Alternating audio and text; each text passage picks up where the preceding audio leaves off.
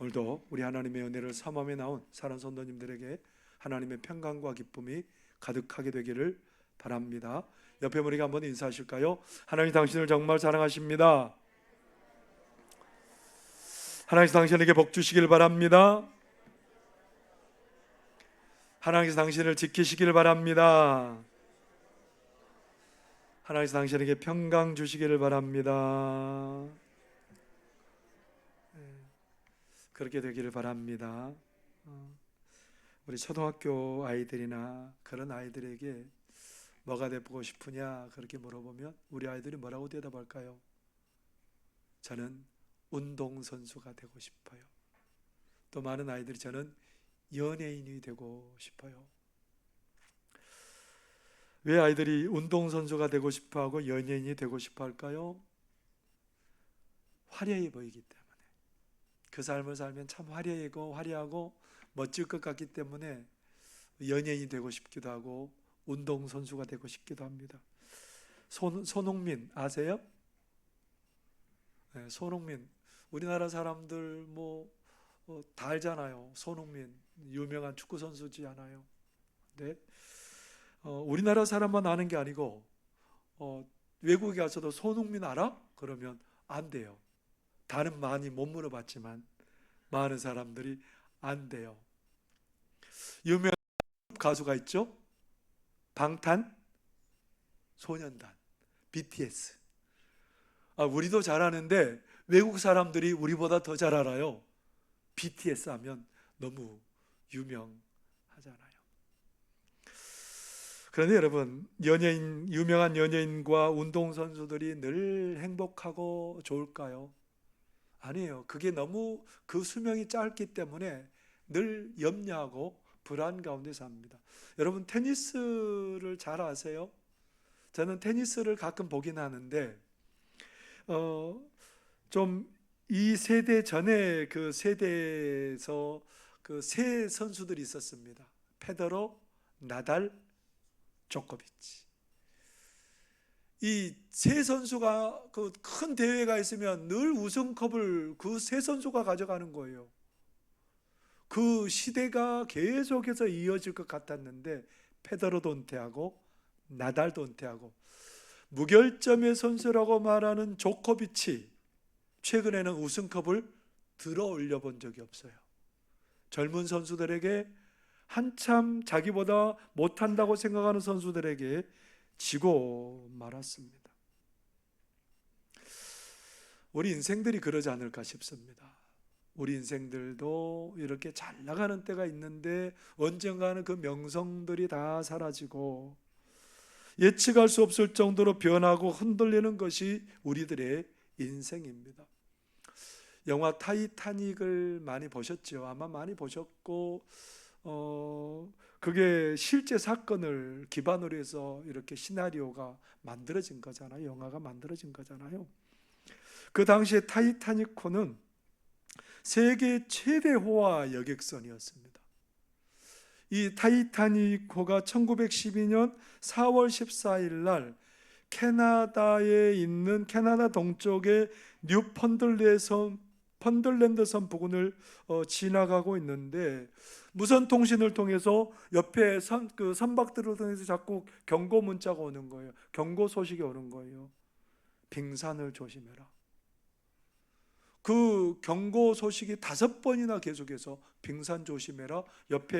앞에 가거나 옆에 갔던 배들이 보니까 그 빙산들이 막 엄청난 빙산들이 오니까 그거에 부딪히면 큰일 나겠거든요.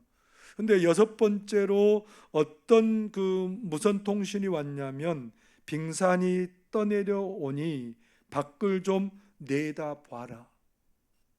얼마나 큰 빙산이 떠내려오는지 밖을 좀 내다보고 좀 피해라. 근데 이 선장이 그런 경고성 그 통신을 듣고도 전혀 그렇게 경각심 없이 방향만 조금 바꿔서 그 속력으로 그냥 막 간 거예요. 그렇게 가다가 35분 후에 북극에서 떠내려오는 큰 빙산에 배가 부딪혔어요. 배가 부딪히고 2시간 40분 만에 배가 두 동강이 나가지고 침몰하게 되었답니다. 그때 2224명의 승객들이 타고 있었는데요, 710명만 구조를 받고 나머지 1514명은 그대로 바다에 수장되고 말았답니다. 배가 타이타닉호가 출발하기 전에 그 선장이 뭐라고 그런지 아세요? 하나님도 이 배를 가라앉힐 수 없다. 하나님도 못 가라앉힌다고 말했어요.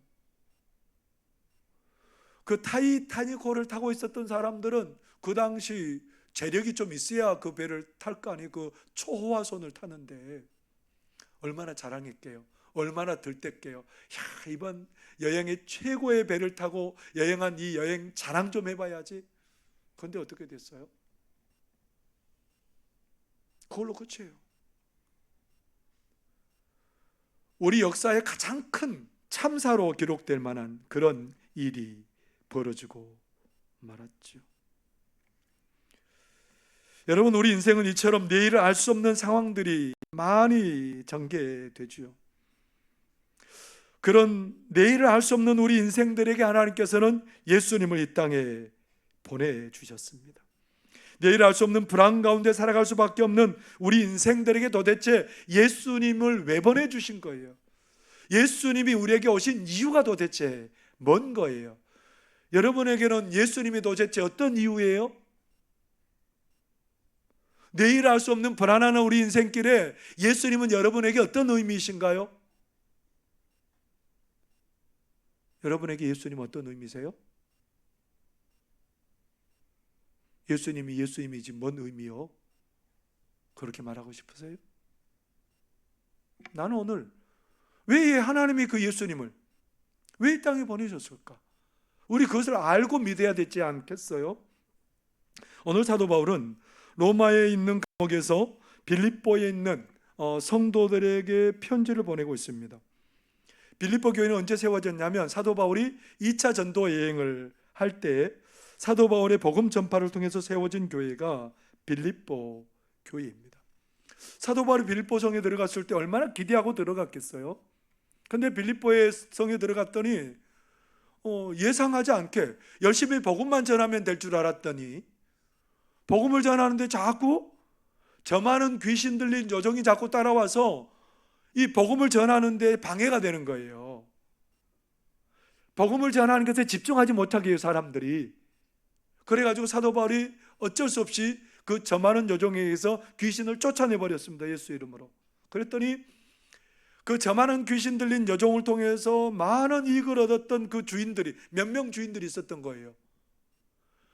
더 이상 수익을 얻지 못하자 사도 바울과 실라를 데려다가 관리들 앞에 세우고 관리들은 그들의 고소를 받아서 바울과 실라를 많이 때렸답니다. 그래서 감옥에 그들을 가둬놨는데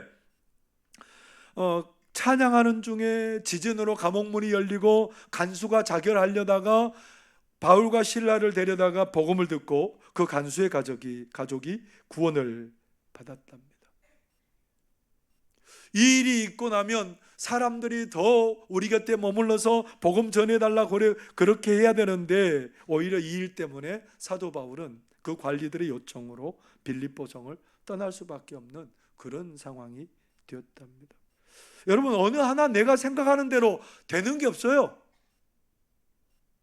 빌립보 성에 가서 마음껏 복음 전하고 그곳을 그렇게 복음으로 새롭게 하려고 생각했는데 어떻게 그런 일이 일어날지 예측이나 했겠습니까? 이게 우리의 인생이에요. 하나님 안에서 우리가 우리의 삶이 견고할 것 같은데 그러지 않을 때도 있다는 겁니다. 이렇게 해서 세워진 빌립보 교회는 사도 바울이 복음을 전할 때 계속해서 뭐 했냐면 사도 바울에게 선교 헌금을 보냈던 그런 교회가 빌립보 교회예요. 지금 로마에 있는 감옥에 갇혀 있는데 에바브로디도를 보내어서 그 바울을 돕게 하고 뭘 또 보냈겠어요? 선교 헌금도 함께 보내서 바울이 그 로마 감옥에서도 그렇게 어려움 없이 살 수 있도록 도왔던 사람들이 누구냐면 빌립보 성도들이에요. 그러니까 사도 바울이 빌립보 교회에 대단한 애착을 가지고 있지요. 근데 여러분, 이런 빌립보 교회도 예수님을 믿고 늘 행복하고 견고하고 안전했을까요? 빌립보 교회도 하나님이 세우신 교회지만 늘 여러 가지 어려운 문제들에 직면해 있습니다. 빌립보서 3장 18절 19절을 한번 같이 읽어볼까요? 앞에 있는 화면을 보시고 읽겠습니다. 시작. 내가 여러 번 너희에게 말하였거니와 이제도 눈물을 흘리며 말하노니 여러 사람들이 그리스도의 십자가의 원수로 행하느니라. 그들의 마침은 멸망이요 그들의 신은 배요 그 영광은 그들의 부끄러움에 있고 땅의 일을 생각하는 자라. 빌립보 교회에 이단 사상들이 들어왔다는 거예요. 어떤 이단들이 들어왔을까요? 사도 바울은 오직 예수님을 믿는 믿음으로 구원받는다고 하는데 유대 율법주의자들이 들어와요. 예수 믿는 것은 안 되고 율법도 지켜야 구원받는다는 거예요. 여러분, 예수 믿는 믿음으로 구원받는다는 거하고 예수님도 믿고 율법도 지켜야 구원받는다는 거하고 어느 게 더 매력 있어요?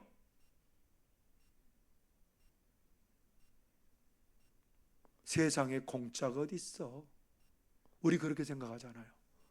구원받는데 공짜로 구원받으면 이거는 면목이 없잖아. 내가 뭔가를 행해서 구원받아야 그게 좋은 거지. 그러면 사람들이 어디로 쏠리겠어요?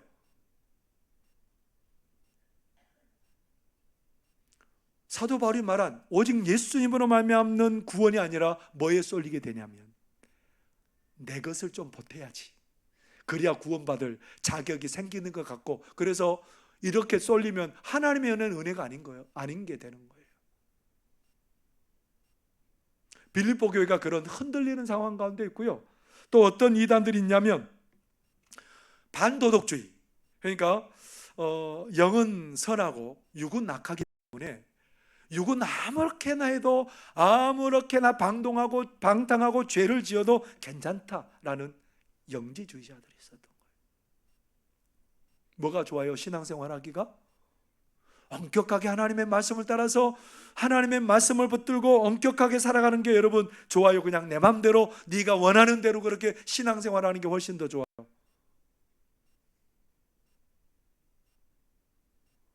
많은 빌립보 성도들이 내 맘대로 살아가니까 그래도 구원받고 그래도 괜찮다니까 그 길이 좋잖아요. 이렇게 빌립보 교회를 어지럽히고 흔들 만한 요소들이 많습니다. 뿐만 아니에요. 또 이 빌립보 교회 기둥과 같은 두 여자 성도들이 누구라고 얘기해요? 유오디아와 순두계라는 그 두 여인들이 갈등 상황 가운데 있어요. 사도 바울은 그들에게 화해를 권면합니다. 자신들의 생각에 사로잡히지 말고 예수님 바라보고 하나 되라는 거예요. 근데 여러분 이게 쉬워요? 예수님 믿는다고 교회에서 서로 한번 예수님 바라보고 손잡고 화해하세요. 잘 돼요? 참 우리 예수님 믿으면서도 안 되는 것 중에 하나가 뭐예요? 한번 돌아서면 화해가 잘 안 돼요. 그러니 이런 상황에서 서로 상처가 되는 그런 일들이 벌어지게 되는 거예요. 갈등의 골이 점점 더 깊어져서 교회가 큰 상처로 흔들릴 수 있어요. 근데 우리가 잘 아는 빌립보서에서 우리가 잘 아는 성경 구절이 있지 않아요? 뭐예요? 빌립보서 4장 5절 6절 한번 읽어봐요. 한번 읽겠습니다. 시작. 너희 관용을 모든 사람에게 알게 하라. 주께서 가까우시니라. 아무것도 염려하지 말고 다만 모든 일에 기도와 간구로 너희 구할 것을 감사함으로 하나님께. 우리 가만히 속을 뜯어보면 상황이 지금 어떤 상황이에요? 용서하지 못할 사람이 많은 거예요. 염려할 일들이 많은 거예요. 너희들 넓은 마음으로 그들을 품에 안으라. 품어주고 이해하고 사랑으로 받아줘라. 쉬워요? 여러 가지 어려움이 있는데 어려워하지 않고 그냥 기도를 하나님 앞에 다 맡기는 거, 이게 쉽지 않은 일입니다. 이러한 일들 때문에 얼마나 빌립보 성도들은 늘 흔들릴 수 있는 그런 상황 가운데 살아요. 하나님 그들에게 주신 구원을 놓쳐버릴 가능성도 있는 삶이 빌립보 성도들의 삶입니다. 오늘 사도 바울의 삶은 견고해 있을까요? 믿음의 사람이었기 때문에 그는 흔들림이 없는 그런 삶을 살았을까요? 그 로마의 감옥에 갇히기 얼마 전까지만 해도 어떤 일이 벌어졌을까요? 배를 타고 미결수 신분으로 로마에 오는데 큰 풍랑을 만났습니다. 276명의 사람들이 그 배를 타고 죽을 고비를 넘겼어요. 사도 바울도 죽는 줄 알았어요. 끝장인 줄 알았어요. 그런데 하나님의 은혜로 그 배가 멜리데 섬에 정박하게 되었고, 거기에서 겨울을 나고 그 섬에서 하나님의 능력을 보여줬던 그런 삶을 살았습니다. 사도 바울의 삶은 복음을 전하면서도 수없이 많은 어려움에 흔들렸던 그런 삶이었습니다. 빌립보 성도들도 그렇고 사도 바울의 삶도 그렇고 오늘날 우리의 삶도 그렇고 항상 흔들리고 우리가 방황하는 삶이 우리의 삶일 수 있다는 겁니다. 그런 우리의 삶을 바라보신 하나님께서 사도 바울을 통해서 우리에게 오늘 크게 외치는 소리가 있어요. 그런 삶 속에서도 감사하고 감격하며 외치는 소리가 있습니다. 그 소리가 뭘까요? 우리 하나님께서 사도 바울에게, 빌립보 성도들에게, 오늘 하나님을 믿는 우리들에게 하나님이 여러분 착한 일을 시작하셨습니다. 착한 일을 시작하신 우리 하나님께서 그 일을 마지막 날까지 다 이루게 되실 겁니다. 여러분 흔들리고 방황하는 세상 속에서 염려하지 말고 두려워하지 마세요. 이 얘기를 하나님이 하고 싶으신 거예요. 사도 바울의 입을 벌려서, 입을 빌어서 하나님이 이렇게 오늘 말씀하시죠. 오늘 1장 6절 함께 읽어보겠습니다. 시작. 너희 안에서 착한 일을 시작하신 이가 그리스도 예수의 날까지 이루실 줄을 우리는 확신하노라. 누가 우리 안에 착한 일을 시작하셨대요? 하나님 아버지께서 누구를 통해서? 예수 그리스도, 그 복음을 통해서 우리를 새 생명 얻게 하셨습니다. 예수님을 믿게 하심으로 말미암아 우리가 하나님의 자녀 되게 하셨습니다. 그래서 우리가 하나님의 나라를 기업을 얻는 사람들 되었습니다. 이런 착한 일을 시작하신 우리 하나님께서 우리를 어떻게 하시겠다고요? 그 모든 것들을 이루게 하시겠다. 누가? 착한 일을 시작하신 하나님이 그 모든 일들을 이루게 할 것이라고 말씀하고 있습니다. 흔들리는 세상 속에서 누가 이미 착한 일을 시작하셨답니까? 우리 하나님이. 어쩌면 우리의 삶은 이력편조와 같은 삶이에요. 망망대해 조그만 배 한 척, 언제 큰 물결에 뒤집어질지 모르는 그런 인생 가운데 누가 착한 일을 시작하셨어요? 흔들리고 무너지고 실패할 수밖에 없는 그런 우리 인생들에게 찾아오셔서 우리 하나님이 뭐라고 말씀하세요? 얘들아, 내가 너 안에 착한 일을 시작했다. 누구를 통해서요? 예수 그리스도를 통해서 우리 하나님께서 우리 안에 착한 일을 시작하셨답니다.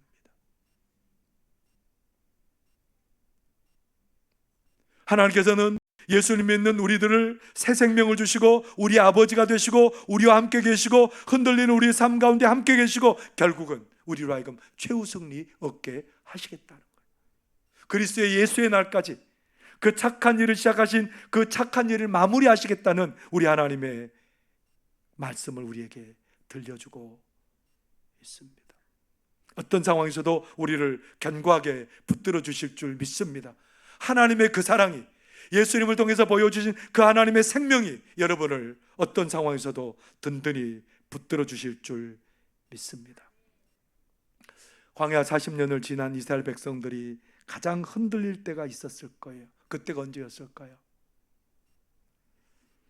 그들이 그렇게 존경하고 사랑하고 따랐던 지도자 모세가 죽었어요. 그런데 모세가 병이 들거나 기운이 없어서 죽은 게 아니고요, 요단강 동편에 모여가지고 하나님의 말씀을 힘있게 전했습니다. 그래서 막 이스라엘 백성들이 막 용기가 났어요. 얼른 가나안에 이제 가보자. 우리가 복을 누리며 살아보자. 막 기운이 팔팔하고 그렇게 정정한 모세가 죽었어요. 모세가 이스라엘 백성들 인도하고 왔으면 얼마나 좋았겠어요? 근데 모세가 죽고 그 이후에 누구를 세워놨어요? 여호수아를 세워놨답니다. 여호수아를 대신해서 이스라엘 백성들이 인도해야 되는 여호수아입니다. 이스라엘 백성들도 당황스럽지만 여호수아 자신도 당황스럽기는 마찬가지입니다. 근데 누가 여호수아를 부르셨어요? 하나님이. 오늘 사도 바울의 말을 빌어서 다시 표현하냐면 하나님께서 여호수아를 통해서 착한 일을 시작하신 하나님, 그렇게 얘기할 수 있어요. 여호수아를 통해서 착한 일을 계획하신, 시작하신 그 하나님께서 여호수아에게 뭐라고 명령합니까? 여호수아야, 백성들이 이끌고 요단강 건너가라, 그렇게 얘기합니다. 제사장들이 언약궤를 메고 요단강에 발을 탁 들여놓는 순간 물이 멈추게 돼요. 그래서 이스라엘 백성들이 그 땅을 건너가게 돼요. 그러면서 성경은 그 사건을 통해서 이렇게 기록하고 있습니다. 여호수아 4장 14절의 말씀입니다. 그날에 여호와께서 모든 이스라엘의 목전에서 여호수아를 크게 하심에 그가 생존한 날 동안에 백성이 그를 두려워하기를 모세를 두려워하던 것 같이 하였더라. 여러분, 이상하잖아요. 요단강 건넌 사건은 이거 이제 시작이에요. 이제 시작이라니까요. 그 한 사건 가지고 여호수아가 어떻게 됐다 평가할 수 있겠어요? 그 한 사건 때문에 여호수아가 굉장히 모세에 필적할 만한 그런 위대한 지도자다라고 한번 인정해 줄 수는 있는데, 오늘 성경은 뭐라고 말해요? 여호수아를 통해서 하나님은 착한 일을 시작하셨는데 그 하나님이 언제까지 여호수아를 붙들어 주신다고 말해요? 여러분 보세요, 성경을. 그 한 사건으로 끝나는 게 아니고 그의 생명이 다할 때까지, 그가 생존하는 날 동안 여호수아를 하나님이 크게 해주시겠다는 거예요. 하나님이 모세를 존경하고 두려워했던 것처럼 여호수아를 존경하고 두려워하게 해주시겠다는 거예요. 착한 일을 시작하신 하나님께서 그것을 마치도록 그 인생에 역사하시겠다고 오늘 우리에게 일러주십니다. 여호수아에게 어려움이 없었던 거 아니에요. 여리고 성을 점령하고 작은 성 아이를 점령하려고 할 때에 크게 패했습니다. 여호수아가 나이가 적은 나이가 아니에요. 90세가 넘은 사람이에요. 그런 사람이 5년을 넘게 정보 전쟁을 하느라고 얼마나 많이 흔들리고 어려웠는지 몰라요. 가나안 땅을 점령하면서 날마다 목숨을 내어놓는 그런 싸움을 싸웠습니다. 하나님께서는 그런 여호수아를 어떻게 하셨어요? 착한 일을 시작하신 하나님께서 여호수아의 생존하는 날 동안 하나님 여호수아를 크게 해주세요. 여호수아 6장 27절에 이렇게 말합니다. 여호와께서 여호수아와 함께 하시니 여호수아의 소문이 그 온 땅에 퍼지니라. 여리고를 무너뜨리고 그 여호수아의 이름이 온 땅에 퍼지도록 하셨답니다. 착한 일을 시작하신 하나님께서 계속해서 여호수아와 함께 하셔서 여호수아를 오늘 복되게 하시는 그런 역사를 보게 되죠. 흔들리는 삶이었습니다. 어려움이 있는 삶이었습니다. 그런데 누가 함께 하셨다고요? 하나님이 함께 하셨다. 그래서 그의 일생 다가는 동안 그 사명을 감당하게 하세요. 그리고 이스라엘 백성들을 다 한 곳에 모아놓고 이제 고별 설교를 하는 자리에서 여호수아가 무슨 말 했을 것 같아요? 이스라엘 백성들을 다 모아놓고 뭐라고 말했을 것 같아요? 여호수아 24장 13절에서 15절까지의 말씀입니다.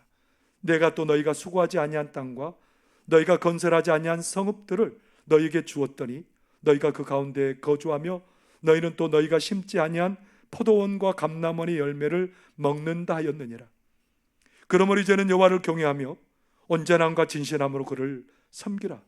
너희의 조상들이 강 저쪽과 애굽에서 섬기던 신들을 치워버리고 여호와만 섬기라. 만일 여호와를 섬기는 것이 너희에게 좋지 않게 보이거든 너희 조상들이 강 저쪽에서 섬기던 신들이든지 또는 너희가 거주하는 땅에 있는 아모리 족속의 신들이든지 너희가 섬길 자를 오늘 택하라. 오직 나와 내 집은 여호와를 섬기겠노라. 여호수아가 뭘 결단해요? 하나님, 제 호흡이 다하도록 저를 이끌어 주셔서 감사합니다. 그래서 그 하나님만, 너희는 하나님을 경외하며 온전히 진실함으로 그를 섬기라. 그렇게 온 백성들을 격려하고 있는 것을 보게 됩니다. 하나님이 여호수아를 이처럼 복되게 하셨습니다. 착한 일을 여호수아에게 시작하신 우리 하나님께서 여호수아의 생전하는 날 동안 하나님께서 그를 복되게 하시고 하나님이 이루기를 원하는 모든 것들을 그를 통해서 이루신 줄 믿습니다. 그러면서 그렇게 말하는 거예요. 빌립보 성도들아, 걱정하지 말라는 거예요. 오늘 하나님을 믿고 착한 일을 시작한 하나님을 믿는 너희들아, 걱정하지 말라고 말씀하시는 겁니다. 왜냐하면 하나님은 우리의 삶을 날이 가고 시간이 갈수록 더 부욕케 하고 풍성케 하실 것을 믿기 때문에 그렇지요. 우리 1장 9절의 말씀 함께 읽겠습니다. 시작. 내가 기도하노라. 너희 사랑을 지식과 모든 총명으로 점점 더 풍성하게 하사. 하나님께서 착한 일을 시작하셨는데 점점 더 하나님을 알고 하나님을 경험하게 하고 하나님을 깨닫게 하고, 그래서 어떻게 하겠다는 거예요? 하나님을 점점 알면 알수록 그 인생은 어떻게 돼요? 풍성해지죠. 감사하게 되죠. 열매가 많아지게 되죠. 하나님께 영광을 돌리는 그런 삶을 살게 될 거라는 거예요. 누가요? 우리 가운데 착한 일을 시작하신 그 하나님께서 우리의 삶을 점점 더 복되게 갖고 가시고 하나님의 뜻을 이루셔서 우리의 삶을 가장 부요하게 하고 아름답게 하고 복되게 하실 것을 믿습니다. 내일의 일들을 여러분들이 걱정하지 마세요. 내일 무슨 일이 일어날까? 어떤 일 우리를 어렵게 할까? 두렵게 할까? 걱정할 필요가 없어요. 왜냐하면 우리 안에 착한 일을 시작하신 하나님께서 우리를 이끌어 주실 것이고 우리를 가장 복되게 마무리하실 것을 여러분 믿으시기를 바랍니다. 올해 80세가 되신 천금선교회를 섬기고 있는 이종근 장로님이 있습니다. 이 장로님은 모태신앙인이에요. 가정도 부요해서 아버지가 금은방을 운영하고 있었는데 자신도 금은방을 운영하고 이제 안정적으로 살아가는데 하나님을 떠났어요. 이렇게 살아서는 안 되겠다 싶어서 하나님께 기도했답니다. 하나님, 저에게 응답하시면 제가 하나님을 떠나지 않고 하나님 섬기며 살겠습니다. 그러지 않으면 제가 하나님 떠나고 하나님 안 믿겠습니다. 그렇게 하고 하나님 앞에 기도하는데 사흘째 되는 날 하나님께서 예상치 못한 큰 은혜를 경험하게 하십니다. 신학을 하려고 하는데 자꾸 길이 막혀서 열심히 선교하고 전도하는 일에 힘을 씁니다. 그가 농어촌 미자리 교회를 34곳을 후원하고요, 전도지를 제작해서 무료로 배포했습니다. 근데요, 그가 하는 건설 사업이 무너지고요, 전 재산을 잃고 5 식구가 단칸방에서 살게 됐대요. 건강도 얼마나 나빠졌는지 80kg 나가던 몸무게가 50kg 나가게 됐답니다. 이제 이러다가 내 삶은 끝장나고 마치겠구나라고 생각을 했어요. 무슨 소망이 있겠어요, 여러분? 모든 게 다 망하고 무너졌는데. 그런데 우리 안에 누가 착한 일을 시작하셨다고요? 누가 우리 안에 착한 일을 시작하셨다고요? 하나님이 그 안에도 착한 일을 시작하셨던 거예요. 그냥 두셨겠어요? 그분이 자기 교회에서 있는 전도 집회에 힘껏 어렵지만 전도해서 1320명을 그 전도 집회에 전부 다 앉히게 되었대요. 그 전도 집회 이후에 하나님이 회복의 은혜를 주시는데요, 하나님께서 그에게 회복의 은혜를 주셔서 삶이 기적처럼 바뀌게 되었답니다. 아프던 몸이 회복되었고요, 경제적으로도 회복되었고요, 나중에는 아버지가 물려주신 금은방을 되살려서 운영하게 되었답니다. 5,000여 개의 교회를 돌아다니면서 전도 집회를 인도하기도 하고요. 아니, 이렇게 다 무너진 인생이 어떻게 이렇게 될 수 있죠? 다 무너진 인생이 왜 이렇게 될 수 있죠?